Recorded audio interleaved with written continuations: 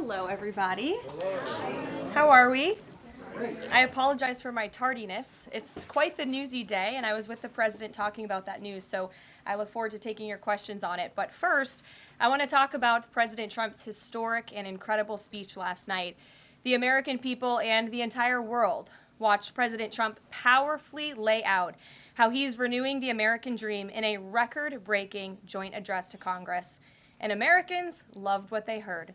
According to a CBS YouGov survey, an overwhelming 76% of those watching approved of President Trump's speech last night.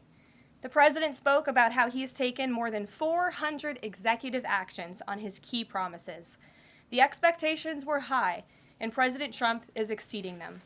According to brand new polling from the Daily Mail, President Trump has never been more popular as his approval ratings are reaching historic highs. More Americans believe America is headed in the right direction than the wrong direction. Everyday Americans love this president because he tells it like it is, no matter what, and he did that last night. President Trump level set with the American people on the economy and exposed how badly Joe Biden screwed it up by causing the worst inflation crisis in 4 decades. President Trump was honest about where we are while making clear that help is on the way. As the president declared last night, he will make America affordable again. Last night, you also saw who motivates the president to work so hard. Everyday Americans, who President Trump shined a spotlight on last night in his speech.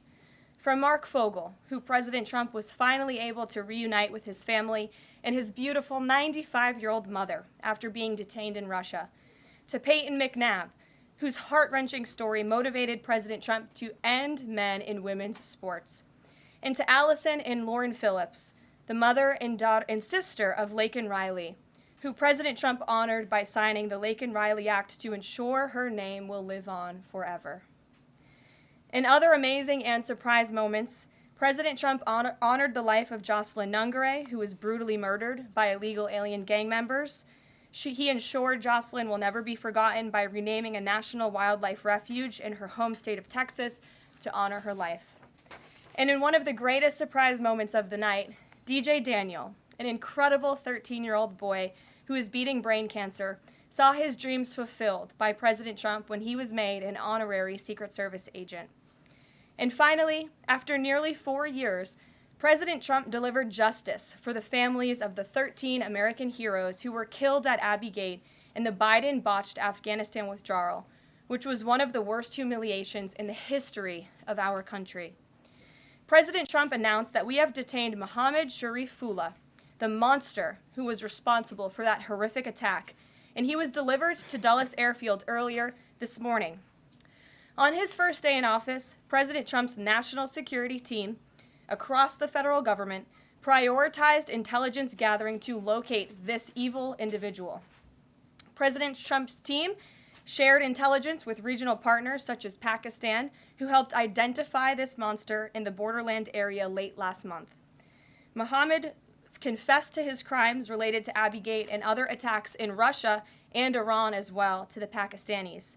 And U.S. law enforcement officers traveled to Pakistan over the weekend, where he again confessed his crimes to the FBI. As President Trump said last night, this killer will now face the swift sword of American justice for these atrocities right here on United States soil. Joe Biden was responsible for this botched withdrawal, and he had 3 years to find this evil terrorist, and he didn't even try to get the job done. But President Trump campaigned on behalf of and grew very close to the Gold Star families. He promised them accountability, and last night, he kept his promise. He spoke to those Gold Star families yesterday, ahead of his speech, in an incredibly heartwarming call to share this incredible news. And as President Trump asked in his speech last night, how could anyone possibly be opposed to any of this action that he is taking? Well, apparently, the modern-day Democrat Party could. The behavior of Democrats last night was completely disgraceful and demonstrated how severely out of touch they are with the American public. It was the most shameful moment in the history of presidential addresses in that beautiful chamber. In what was supposed to be a unifying moment for our country, Democrat members of Congress instead screamed at the President of the United States, who was just overwhelmingly reelected by their constituents, walked out of the chamber, and worst of all, they disrespected the American people. Democrats didn't stand to keep men out of women's sports. They couldn't even clap for a girl who got her head smashed in by a man on a volleyball court. Democrats didn't stand for an innocent and beautiful child who is surviving brain cancer. They opposed eliminating taxes on tips and Social Security. They didn't stand in favor of cutting taxes for hardworking Americans. They couldn't even clap for two mothers whose daughters were killed by illegal aliens. One of the only things that could get Democrats off their feet last night was cheering for Ukraine, not for America. Last night was a very clarifying moment for our country. The Democrats exposed themselves as the party of insanity and hate, the party that wants to put America last. They've allowed their Trump derangement syndrome to stop them from celebrating America and our people, and we will not allow them to forget that.